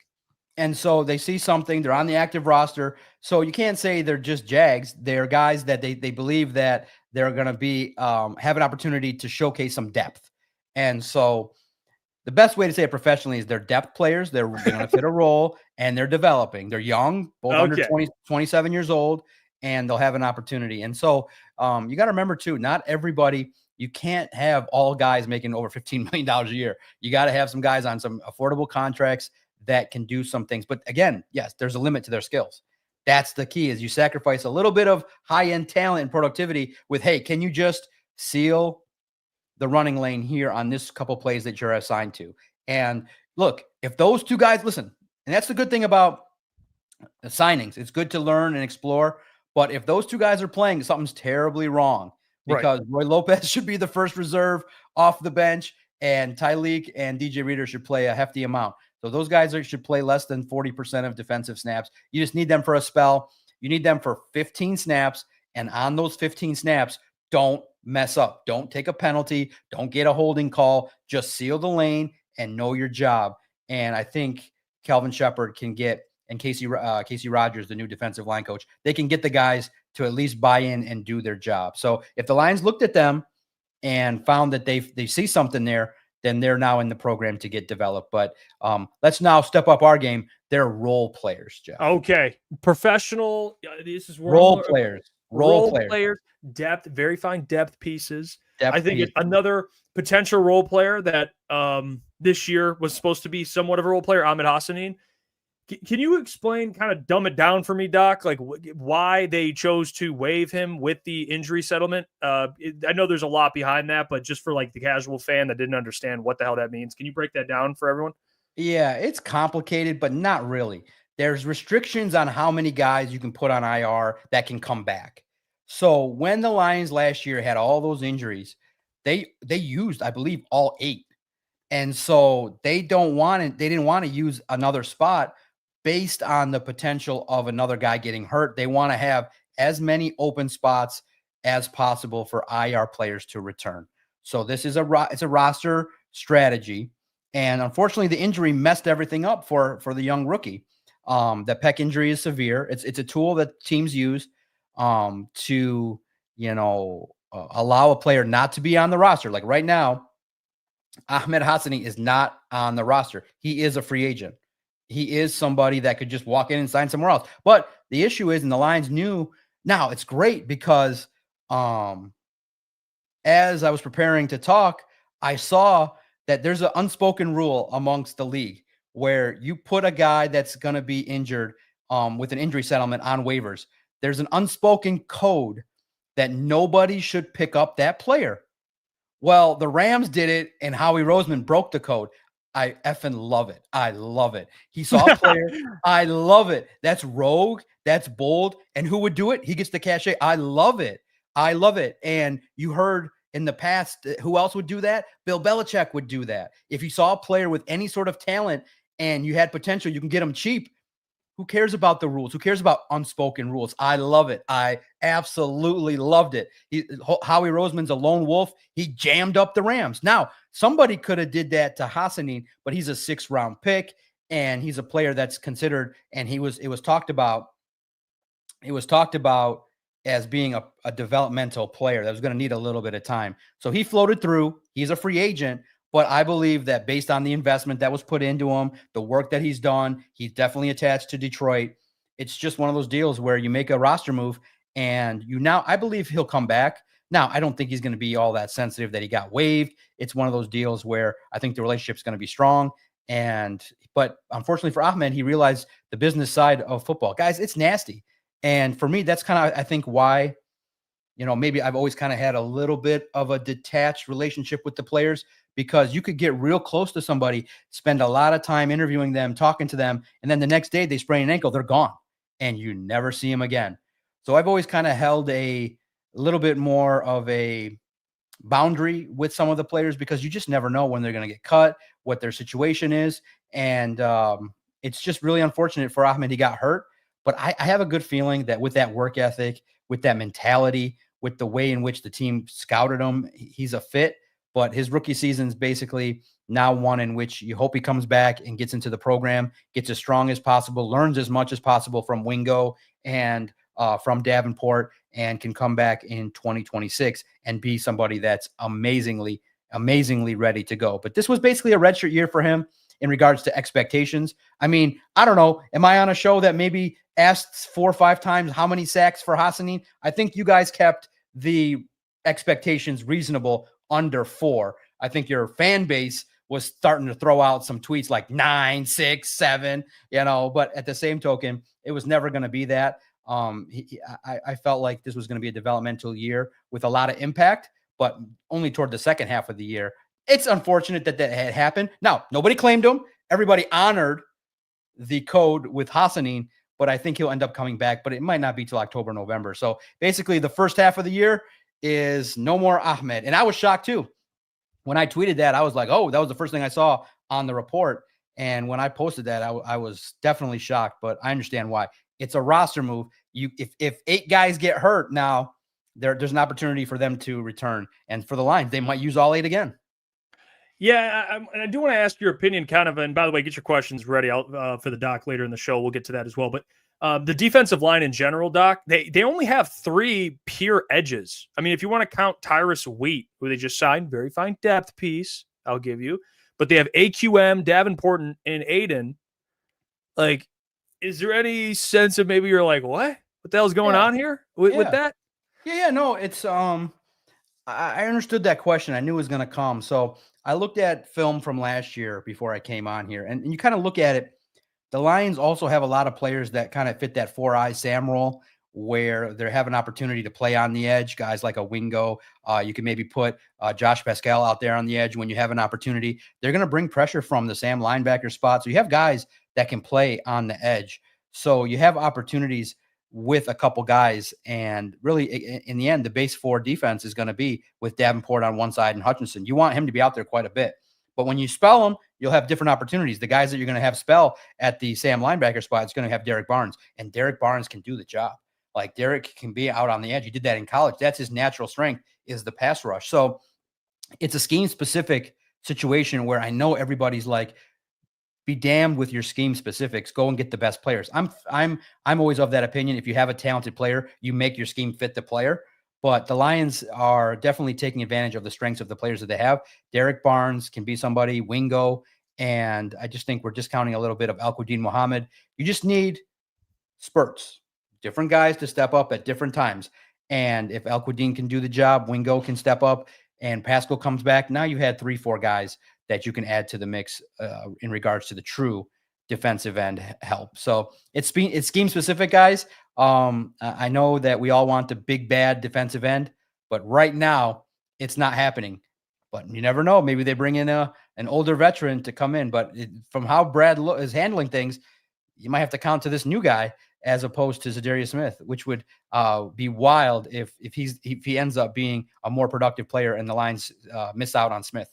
I mean, Jay-Z, he put a 2024 initial 53-man, 3 DNs, and 6 DTs. But does that now say, like, maybe the scheme change that people think with Kelvin isn't as different as people think it is? Is that fair to say? Probably. Yeah, it's going to be bringing pressure from different spots, different angles, different opportunities. Last year was done from a lot of cornerback stuff as well. So very good commenter, noticed the same thing. I was just about to say that the roster breakdown on defense was kind of similar. And I expect Calvin Shepard to put the players in the best position to get after it. And I think too, if you also got to remember the base front four can win.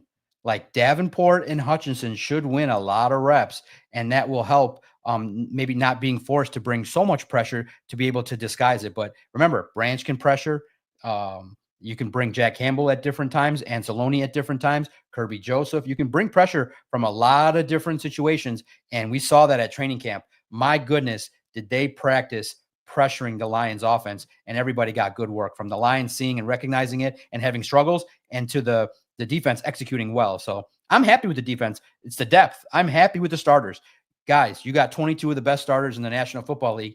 That's why I think comments like Jason McIntyre saying the window's closed is crazy, because you have at least the starting core of a wonderfully great football team. You just got to sprinkle in and hope that your evaluation lower end for those role players can step it up. And two, because I was mad, man. I was mad. I watched top to bottom the Dallas Cowboys documentary. They had a great team, bro. They had a great team. And I want you to watch the second or third episode when they talk about the Cowboys bringing Charles Haley to the team. He did some of the most nastiest things you could think about in a professional setting with the 49ers. And the Cowboys still took him. And Jerry Jones just sits in his desk and he's like, this is football. This isn't church. And we need some rugged, nasty dudes to hit the quarterback. And when I say the description of, I can't even say it without laughing and ending the interview and ending the chat.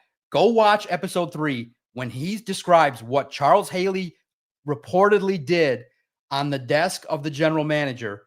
It's wild. And then what Bill Romanowski said, he did that. What he was doing in the corner when there would be free time was out of this world. I recommend it. It's 8 of the most wonderful football shows if you want to check it out. It's hardcore, man. It's great. But Charles Haley was legit crazy, bro. Crazy. Now I kind of want to know what you're. I mean, now maybe I don't want to know actually. Well, maybe I'll do a physical description. No. yeah. You know what? Nah, maybe I don't want to know. He was freewheeling it. Like, yeah, at least thank God it wasn't church. That's football. That's that's crazy. Yeah, no, it did. I was gonna say my mind went to a weird place, but rightfully so. No, listen. I mean, next week I'll try to find a more professional way to describe it. Well, let's just say he let the general manager know his biggest assets and said, "Get me out of here." Yeah, no, he literally plopped out his biggest assets. Let me ask you this: on the desk. Maybe Zidarius needs to do that. I don't know. I want my extra $1 million, Brad. Yeah, I mean, just plop, because Zidarius, there's a roster spot open, Doc. Is it safe to say that it's reserved, or no? Or are you still like, nah? There's probably just let's chill on the Zidarius stuff. Or you think maybe it is a reserve for him, Doc? Maybe. Oh, and to your chat that says, no, listen, guys, your football team is built like the Cowboys. It's right there. You can see it. You can see the aggressive mentality like Jimmy Johnson. You can see the comparison with Jamo, the running back, the offensive line, the grit. You are literally watching the 2023 Lions in that version of how that team grew. So don't, be like that. Watch it. I'm telling you, you'll see a philosophy of how good football teams go from being where they are to the next level. And I read the Jimmy Johnson Swagger book, and it's like literally it's the gospel that probably Dan Campbell reads. It's amazing. It gives you a lot of insight into football minds and how you take a football team and get after it. For Zidarius, unfortunately, guys, he wants the biggest fat cash that is out there. So he's taking his time. He's waiting for the biggest offer. So basically, I'm speculating, but here's what's happening. Today, Brad gets the contract. Today, Brad goes, okay, agent, here's where we're at. And then the agent's like, okay, well, we potentially could get this without all the incentives here. And then they go back and say, okay, if it's $5 million, we could say, okay, can we put a little bit less on the earnings? And can we get maybe another year? Can we maybe get this? And then they go, okay. And the agent goes back and does another round and goes, well, Brad, we got this offer here from this other team. And because you also, too, remember, ESPN reported that multiple championship level teams are calling. Now, that was certainly delivered by a representative of Zidarius Smith. That was beautiful because I'm like, oh man, I need someone to do that for me. And that was definitely delivered by a pro Zidarius Smith person. And then that person can go back to Brad and be like, listen, here's what we need. Here's what the thought. So it's going back and forth. So Zidarius is negotiating. He ain't being friendly. Listen, he doesn't have to be. He is a all-pro type player that can rush the quarterback, that had 9 sacks last year, that knows your system. So the leverage really is in his favor. And I think the Lions are being a little bit more stringent in regards to what they want in terms of terms and how much they want to be guaranteed and how much they want him to earn. And Zidarius is looking for the absolute best offer. And sometimes those deals take a long time. And I will say this, the door's still open. There's one roster spot. Keep hope alive. But if it doesn't happen by Monday, I think they move on. You got time, but I feel like there's talks being had, but Zidarius is shopping himself for the best offer possible. I'm looking at it like 45% yes and 55% no, only because I believe that multiple teams are going to call for his services. What about that? Just to kind of shift to now the DB room, I thought it was interesting, Doc, that you look at the DB room, safeties and corners.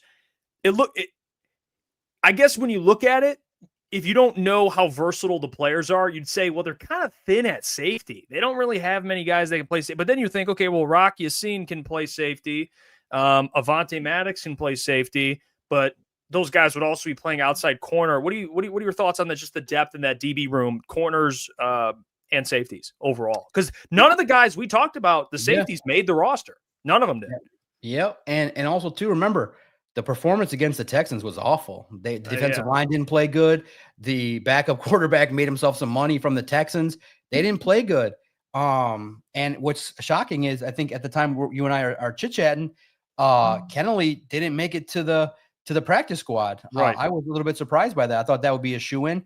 Maybe he's looking at other opportunities, maybe that are a little bit more easy for him to get to the field. But I was surprised by that. Look, I love the starters. I think that those are 3 of the best that you could have. Rock Ya-Sin and Avonte Maddox are role players. They definitely can come in a spell, but Ya-Sin had his struggles last year. The reporter from SI for the 49ers said, yeah, he's up and down, but he grew in this system. So this may be a situation in which maybe a change of scenery helped Ya-Sin play a lot better. He was around the football. He definitely was consistent. He elevated his game. So hopefully he grows a little bit. And I think the opportunity here allows him to be somebody that's versatile, that can maybe do some things at different spots if you need be. He definitely got his fill at single high safety here in the preseason. He got opportunities because Kirby missed some time. So I'm okay with it. But again, you got 2 of the best safeties in the league. They're going to play a lot. So I hope that, Avonte Maddox can give these guys a spell when needed.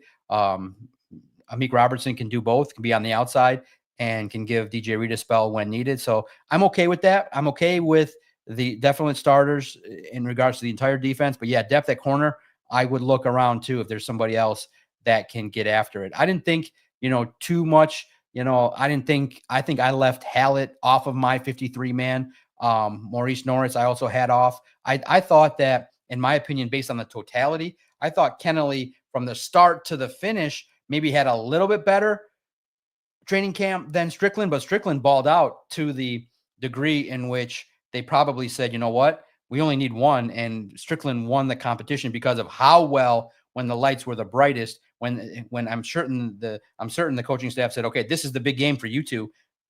It's going to be one of you, either or. And so don't discount Strickland. He's a good player and has been in the system. So it also may be where the Lions said it was going to be between Strickland and Kennelly didn't win. So Strickland's on the team and Kennelly's not. What do you make of just the overall practice squad now that it's kind of assembled? They have 15 guys. They can have 16. They kept 3 receivers, one running back, 1 tight end, 4 offensive linemen, 1 edge, 2 defensive tackles, linebacker, DB, safety. They don't have a quarterback. Who do you think gets that last spot? What do you make of the practice squad as it stands? And who do you think gets that last spot position-wise? Yeah, it's a good practice squad. I like it. First and foremost, I would like to say that just in my own defense, I did take a small little. Now I made it a bit for the podcast. My only goal this year, obviously, the standard at Lions NSI is to report and bring information. but I wanted to a little bit more just develop relationships with the players and their representatives. And I really clearly have established that I know a representative of Mason Miller. So I started, and I know he's the 89th, 90th player on the team, but I'm starting.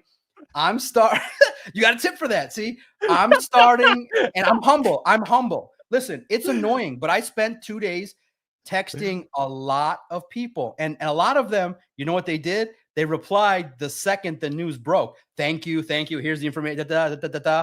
So I definitely value, and the reason why I did it, listen, I don't care if they acknowledge me or not. I really don't, Jeff. I really don't.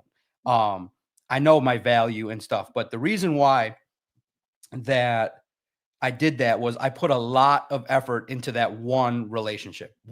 I put a lot of effort into nurturing that, having conversations, checking in, learning about the offensive line, learning about some stuff that was off the record. So I spent a lot of time on one. And so I definitely valued that news that I knew I was going to have first. But and for me, that's just not, it's hard work to send out 40 messages and to get back 3. And it's hard work, but I did it. And I'm humble enough to accept that I started off with one relationship. I will build more. Now they know who I am. They've all replied. They've replied back, but a lot of it is off the record. And so when I joked about the sources, it's because there are rules. Like I can't also take the word of that one relationship and then spread it. I also have to find one more. So that's why I joke around and say we have rules. Like I have to follow, even though I joke around about that, you have to follow rules if you want people. So for those listening that are listening to what I'm saying and not the clown behavior that I bring to the table, if you want people to begin to notice you and you're doing YouTube, find 2 sources. And then when you post, I know that 2 people told me this, then it's real. That's why when I posted it, everybody that saw it understood the news because it's the rules. I don't make the rules, but I want everybody, the Wills of the world, all the people that are reporting, I want you to be acknowledged. I want you to have someone say, hey, we saw what you reported, but I can't acknowledge anything that has the word SOURCE singular. I can't, because if it's wrong and you go, hey, that person didn't acknowledge it with 2, then I'm on the hook. So please listen to the words and not the antics. And that's all. And the practice squad, and like I said, so for me, I held on extra special because I worked hard to get that one relationship. Well, Doc, you've been on us too with that. Not in a bad way, but you were like, hey guys, like if you got a source, I need 2 sources here. Like, I need 2. Can't. You've told us that. So you've been consistent. Yeah, you need 2. The reason is because if by chance it's wrong and you report it with your platform and you go, hey, I use this person. Well, the word says 1. That's a violation of the rules. And also there are people above me that are watching and there are advertisers, and you have to follow a standard. So just do that. And more people will acknowledge you and not joke around with it. But that's really the nature of why I went hard, because when you see your peers disregard you and you tried that hard to just do the simplest task. Hey, I'll say this. I at least tried one. The other bloggers that kind of come on here that are popular, they got 0. So they didn't try at all to do the job at all. No effort. But I'll say this. You don't have to acknowledge me. I know the work that I did. I'll share with you guys why I valued those reports to me personally more than for me, because that's the start. That's the start of me growing as a reporter, finding a relationship, nurturing it, and getting after it. I like the practice squad, and I like Mason Miller too as a person.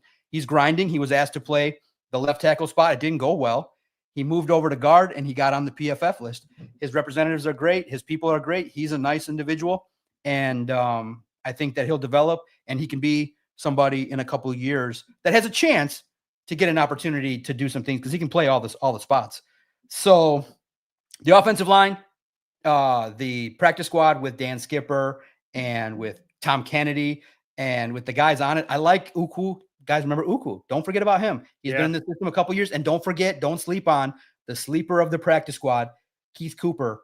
I think in a couple years could be, if the developmental system works the way it's supposed to, I like Keith Cooper as a role player.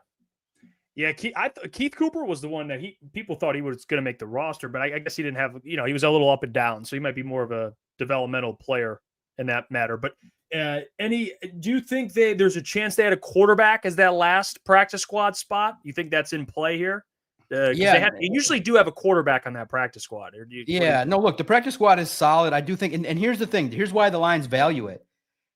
They believe that if they know the system and they call upon you, there's opportunities every week for a couple guys to get game checks and come up.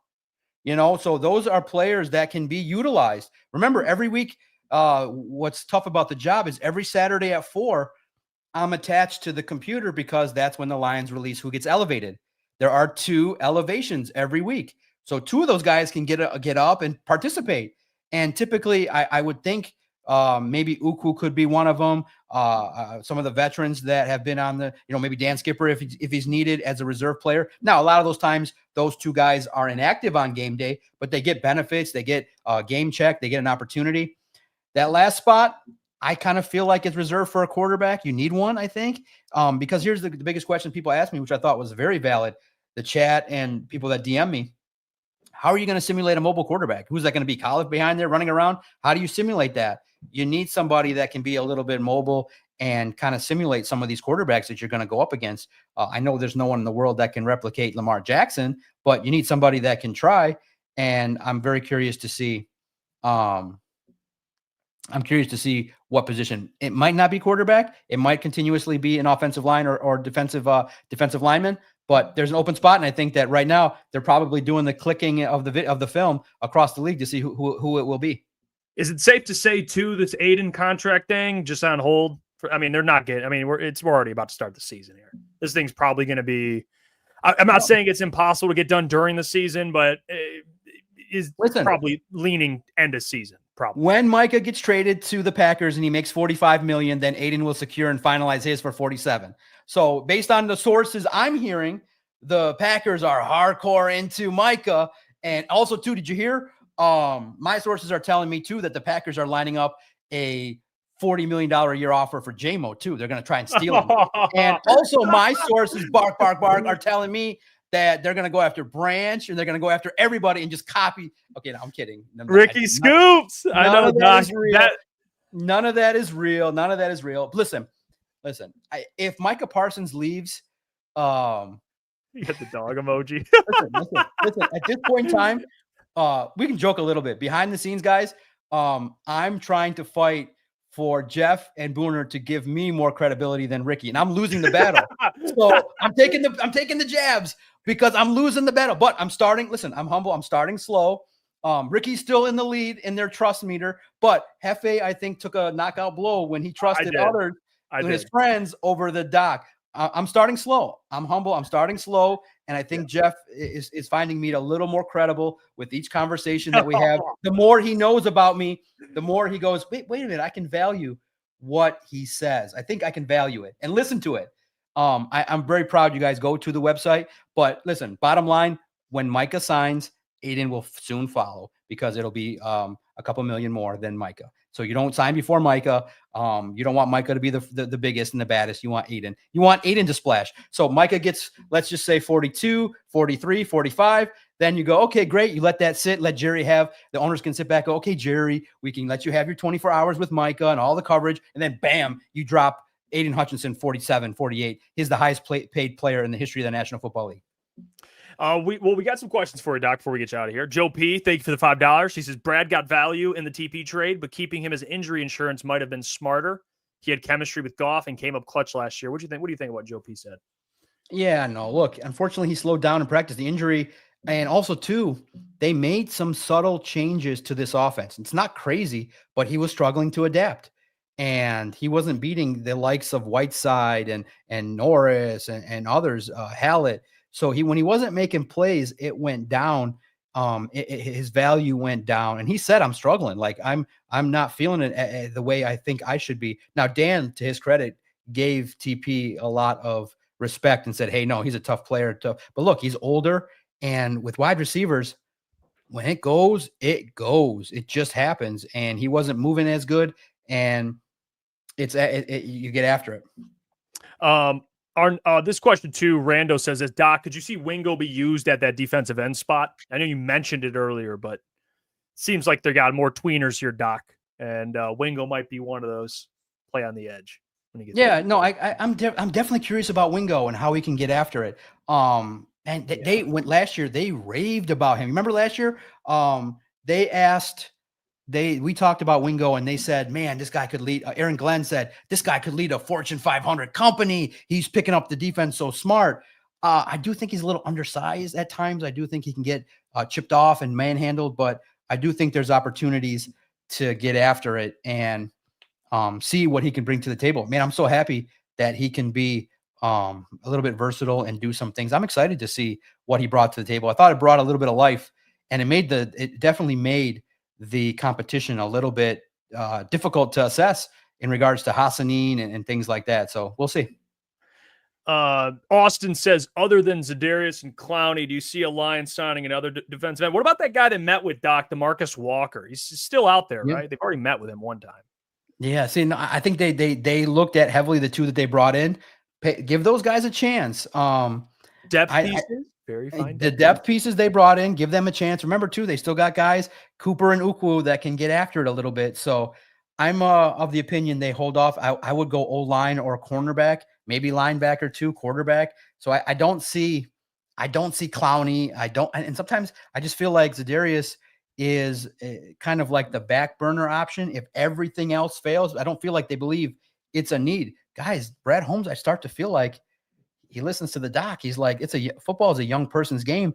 And when it gets down to the nitty gritty, we need guys that can get after it in the postseason. And Zidarius might slow down. You never know. And plus he didn't come to camp. I don't know. Do the Lions like that philosophy of, yeah, I'm curious about that too, to be honest. Do they respect that? Do they let somebody float and do that? I know that they would be ribbing and getting after it. So we'll see. There's teams that they would allow that. It's a great point because I don't know if the Lions would be cool with that. I know it depends. Like if it's like a player they sign now, it's different, but a player that's purposely not participating. Right. But I don't know. But they understand too, man. He had 2 vacations and getting after him, man. He had a good time. He was on that boat, Doc. You were early on it. He's on that boat with Cash Dog. Yeah, no, I knew that from the beginning, man. That had the feel of like, man, I put in my service. I need an off season off. And bro, he probably got the reports. He probably got the humidity reports every morning. He's probably sitting back going, good Lord, those fellas practicing in that humidity. He would have died. He would have been done for the year. Yeah, he would have been done for the year. So I'll pass on that. Jesse says, ask Doc, what's more likely to happen? Isaac TeSlaa, 5+ TDs, or Marcus Davenport to play 8 games? I'm going with the Michigan boy. Second, Doc, would you be good with MSU 7 wins and an upset win? Yeah, let's talk real fast. College football, man, we're taking it at MSU, man. All the hype. Bryce Underwood is getting all the preseason hype. Michigan's being talked about by reporters as being college football playoff contenders again. Michigan State's like, can you guys just hold on and get 6 wins? So I just need, please, Childs and Marsh, just connect regularly. Less turnovers. Please, Aiden Childs, I just need Childs to look a little better this year than Underwood. Underwood's a rookie. He's a freshman. Please let Childs grow to understand an offense and run it better. Listen, I think that what's more likely to happen, I think both could happen. I think that Isaac TeSlaa is going to be productive, be right around 5-6 touchdowns. What's more likely? I think it's more likely that Davenport plays 8 games. I think he's on the right track. So far, so good. And I think he's on a specific program that they understood that the mission is to keep him healthy, let him get some spell and bring in some rotational pieces at times to keep him healthy. I think my stat prediction for Davenport will be 12 games, 9 sacks, and a lot of tackles for loss. He gets after it. He gets after it because Aiden's going to get a lot of the double and chips. Who scoops it up? Davenport. Wow. I'll tell you this, Doc. He gets that. I'm cool with it. Cool, right? As long as he ends the year. I mean, hopefully he doesn't end the year in 12. Like maybe he misses and comes back for the playoffs. I want to see him in the playoffs, but yeah, I would take that. By the way, you got an endorsement. Bill Buttlicker says Aiden Childs is winning the Heisman. There you go, Bill. What a great news. Thank you for your classy name. And one of those deals where if it's a good question, FA will ask it. Shout out, Bill. Yeah, no, listen, man. Listen, we just need the basics. Complete forward passes and move the football on a consistent basis. Some touchdowns, please. Some wins, please. It's not that bad of a schedule. I haven't really, like I said, the buzz at Michigan State is way down. The biggest thing this year is the new stadium upgrades. My guy Emmett is going to give me the update soon about Michigan State. I've just been disappointed, so I've stayed hands-free a little bit. But starting maybe after this interview, I'll check that gets after it. The next question we got here, MC3 Who Dat says, do you think they put too much attention on stopping the run game and not enough on the passing defense? They put too much? No, it starts with stopping the run. Yeah. Football is predicated on, hey, winning the battle in the trenches. And the pass defense, I think, will be predicated on making sure that Aiden and Marcus get pressure that helps your cornerbacks. And guys, don't sleep on Terry and Arnold. Arnold Island is going to start to emerge this year. I feel it. He's going to get beat a couple times. It's going to happen. But I think the true bend, don't break nature of this defense will keep the touchdowns lower. And this defense will be more opportunistic. When you focus that much on trying to punch the ball out, getting turnovers, I think that guys like Reed, Amik Robertson, Brian Branch, they all want to get the shine that Kirby got. And it's just, I feel like it's a confident defense that can do some things. It's a tough schedule, though. So I don't think that nothing in this defense with Kelvin Shepard, who was a former player who has supremely high standards, probably higher than myself, then I think that they're not going to settle for not having a good pass defense. It'll be good. This question, that guy up north says, Doc Milbeck, who was the worst 2 third-round draft picks in the Holmes era? Levi?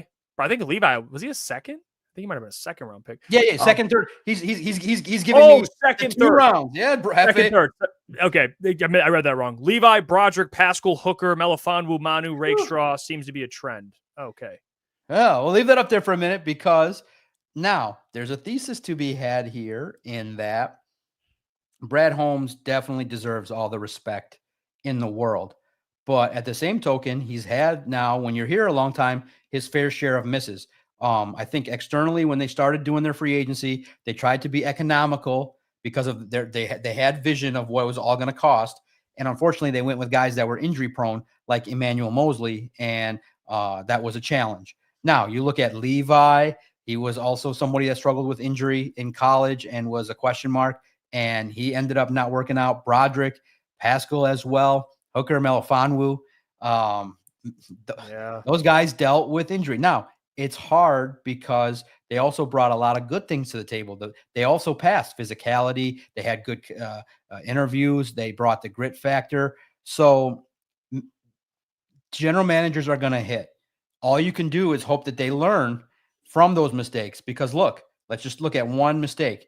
Brad Holmes admitted the Puka Nacua mistake. If that mistake then leads to you getting Isaac TeSlaa and he lights the NFL on fire, this is great. So it's not hating. It's absolutely valid, because what I will say is if some of these players that you have listed here, if you get 2 of them to help, who's to say that they don't go on and win that 2023 game? Maybe Brock Purdy gets on his ass if you draft a true pass rusher that gets after it and not Hooker and Broderick Martin.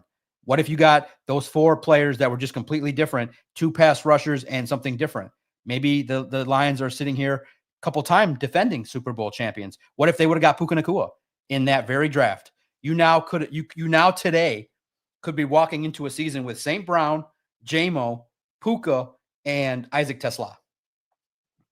Now tell me who's stopping that. Now it's all hypotheticals, but yeah, no, it's who now to answer the question, who's the worst? Hendon Hooker. You evaluated him, you had a personal tie to him with the relationship with his family, and you developed him and it didn't work. The quarterback position is one in which it takes a lot of extra evaluation. You are judging his ability to lead, and his growth regressed. Something is terribly wrong in that whole mix with the coaching, the scouting, the player. That whole mix needs to be evaluated because they got to do it again pretty soon. It might be this year. And you had a guest on that does scouting, and he said, it might be too soon to look at quarterbacks. But heck no, it ain't. I'm going to start looking. You have to always look at that position. Yeah, Goff could be here the next decade, but you still need somebody to develop. That first one was really, really off the rails because not only did he not develop, he went backwards. Yeah. He was not as good as he was prior. Something happened. Something was wrong. And it just may be as simple as the change in verbiage set him way back based on what he learned from Ben Johnson. The little change maybe set somebody back. But Hendon Hooker, I think, is the worst one. Yeah, I mean, I saw this comment here. I guess it is kind of relevant to what you're saying. Paul Miller just said the Hawk trade is starting to not look so good with all these draft picks. They got cut out of the trade. That all the draft picks they got out of the trade have been cut. Yeah, no, it's that trade. That trade, ended up being not as great and fruitful in regards to some of the picks that were had a little bit later. But in the end, you have to realize first and foremost, you weren't going to pay Hawkinson. You felt like he was a little bit limited and a player that maybe had a certain ceiling and wasn't going to be worth the extension that he got was pretty unfavorable for the Lions based on what they viewed his value to be. So you moved on and the return wasn't as great. That's something that you can acknowledge that trade may not end up being a plus too much for the Lions. Let's see. Richard says, you think not having starters play at all in the preseason will have any negative effects on the Lions? Slow start, or will they mesh right away? What do you think, Doug? No, I think that there'll be some time, and hopefully they get over it at the first half of the Packers game. They get hit in the mouth and they get after and respond. But there's too much talent. I mean, that talent is going to gel. I mean, I believe that you start the philosophy of giving the ball to Jahmyr Gibbs a heck of a lot more, and I think good things will happen. And I've been seeing a lot more. And I read it, and I actually kind of believe it too. Part of the reason that they lost to the Commanders was they should have gave the ball to Gibbs early in the game, a whole heck of a lot more. They tried to insert David Montgomery way too much. If they would have gave the ball to Gibbs, I feel like he might have been able to take advantage of the Commanders' defense, and they would have had some offensive momentum. This is Jahmyr Gibbs' starting offense, and this offense momentum can be kicked off pretty quickly by giving the football to that player and give it to his number 0, Agent 0, and let him get after it. Let's see. Joe Pieces question for Doc. Based on what we know about the Packers, is there any potential areas of concern for the matchup for you? Yeah.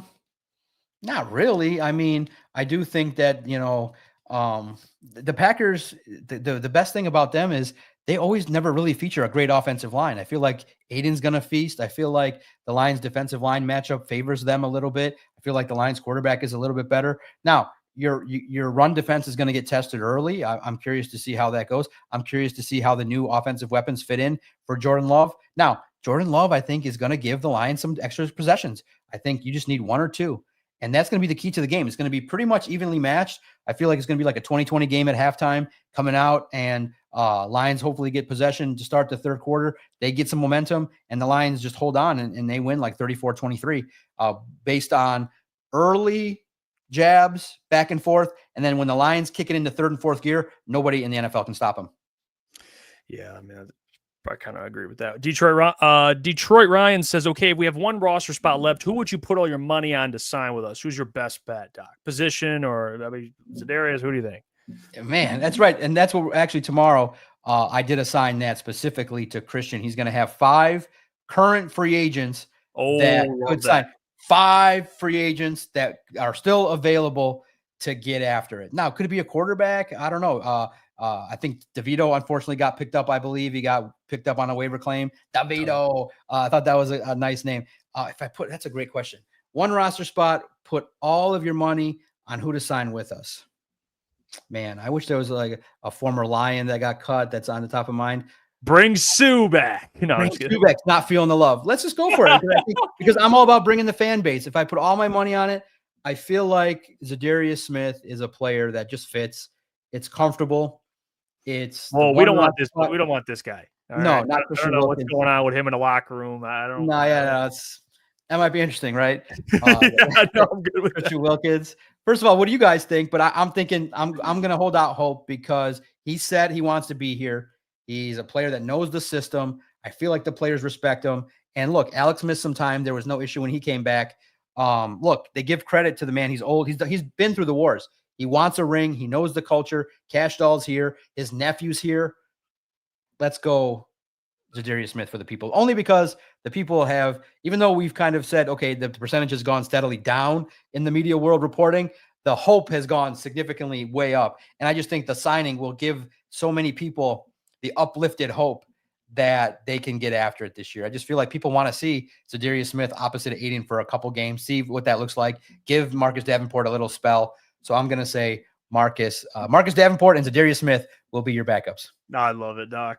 I appreciate you, Doc. Great stuff today. Updating the people, giving the people the information they need. I need, to be honest with you. You guys can check out the Doc. He's live.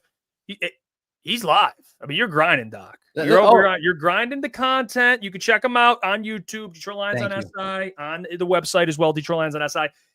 He's on top of it. We're actually probably going to steal that article for a topic tomorrow, so appreciate that. Yeah, take it and read it. We'll run with it. Yeah. Tomorrow, tune in. I'm going to go live probably around 4:30-ish. I might go right up until your show. I thank you guys.